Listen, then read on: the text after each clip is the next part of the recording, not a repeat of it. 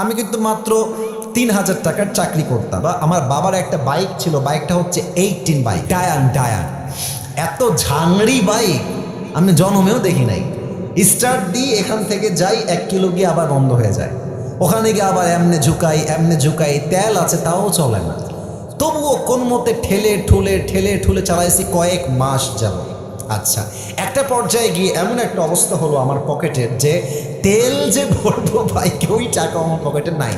তা আব্বাকে বললাম, আব্বা मैं माफ़ी भी मांगता हूँ, দোয়া भी मांगता हूँ, আমার দ্বারা এই বাইক আর চলবে না, তোমার বাইক তুমিই রাখো। তা আব্বা বললো, কি করব বাইকটা, আমার পায়ে তো ব্যথা, আমি তো হার্টের রোগী, এটা কি সেল করে দিব? বললাম, বিক্রি করে দাও, আমি এটা বিক্রি করে সাইকেল কিনবো, সাইকেলের চাইতে ভালো হবে আমার জন্য। তো যাই হোক,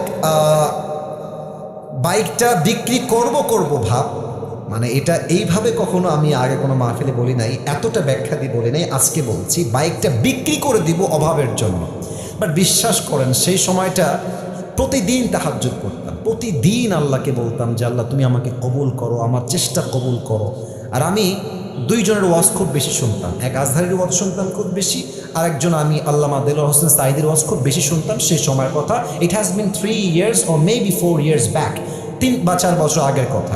তো হঠাৎ করে আমি একদিন জুমার খুতবা দিলাম, আমি আবার বলছি এই কথা কিন্তু আমি কখনো কোথাও আপনারা শোনেন নাই, আমি আজকেই বলছি। তো জুমার খুতবা দিলাম, আমি প্রায় 1 বছর যাবৎ জুমার খুতবা দিই, ভিডিও আপলোড হয়, কিন্তু কখনো কোনো রেসপন্স আসে না, আই মিন কেউ দেখে না ভিডিও।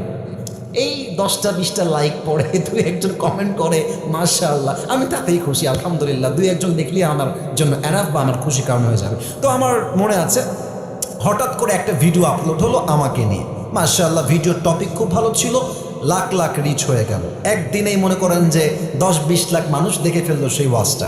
পরে মিডিয়ার থেকে আমাকে কল দেওয়া হলো যে আপনি জুমা পড়ান কোথায়, আমরা আপনার ভিডিও রেকর্ড করব।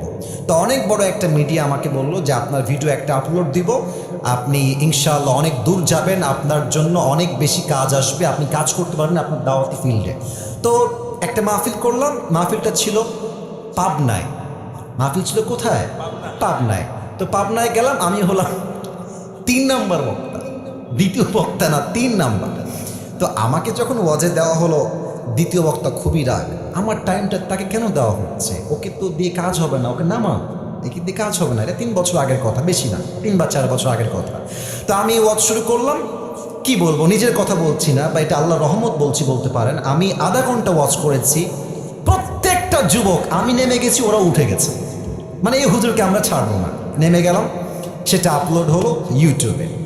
হঠাৎ করে একদিন আমার বাসা ছিল রাজশাহীতে, রাজশাহীর আমাদের মেইন শহরে বাসা, আমার আব্বা জুমার খতিব এবং আমার আব্বা একটা মাদ্রাসার প্রিন্সিপাল।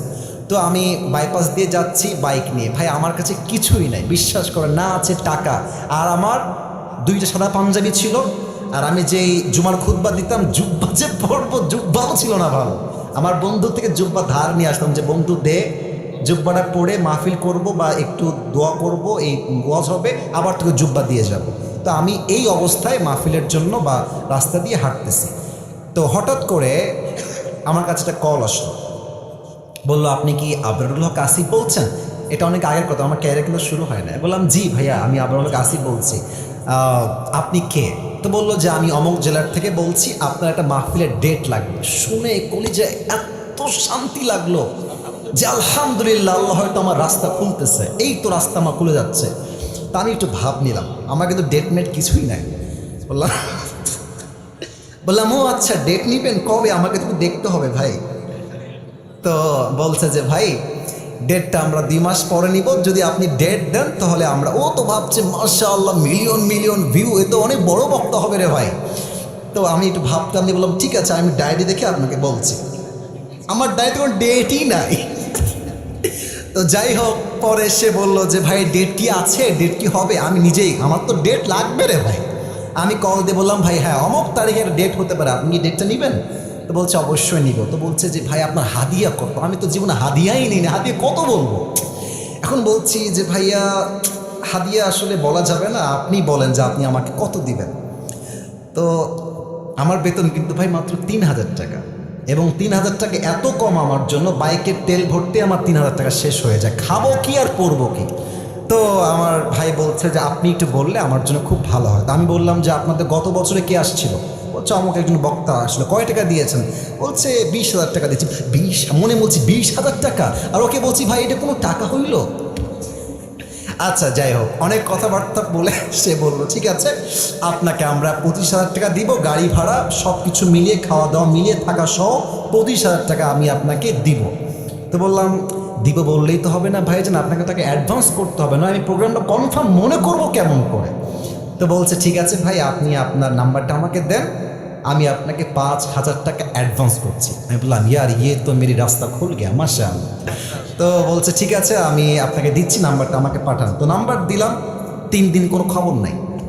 মনটা আবার খারাপ, জানলাম ডেটটা কি তাহলে পাবোই না। তো 3 দিন পরে আবার আমার ভাই কল দিয়ে বলছে প্রিয় ভাই আপনাকে তো আমি টাকা দিব, বাট আমি টাকা তুলতে পারি নাই এলাকার থেকে, তাই টাকাটা দিতে পারি নাই। তো মার্শাল্লাহ সবাই আমাকে টাকা দিয়ে দিয়েছে, আপনার নাম্বারে আমি এখনই টাকা পাঠাচ্ছি। তা আমাকে ওই প্রথম মাহফিলের জন্য 5,000 টাকা অ্যাডভান্স দেওয়া হয়, এবং 5,000 টাকায় আমি আমার আব্বা আম্মাকে দিয়ে দিয়েছি। যা তোমরা নাও। বিশ্বাস করেন ওই যে আমার জার্নি শুরু হলো, আল্লাহু আকবার, কি বলবো। এখন এমন একটা দিন নাই যেই দিন শত শত কল আসে না, আসিফ হুজুরকে লাগবে আপনাদের কি, আমাকে বলে 3 লাখ নিবেন, 2 লাখ নিবেন, 1.5 লাখ নিবেন, কত খালি বলেন না আপনাকে আমরা চাই। আপনি বলবেন হুজুর আপনি এত লম্বা স্টোরি কেন বললেন? 1 ঈমান, 2 হচ্ছে তাকওয়া। এই 2টা থাকলে বান্দার সফলতাকেও আটকায় রাখতে পারে না, ঠিক কিনা বলে? ওয়ারযুকুহু মিন হাইথু লা ইয়াহতাসিব, তোমার রিজিক আমি এমন জায়গার থেকে দিব তুমি কখনো কল্পনাই করতে পারবে না। আল্লাহু আকবার।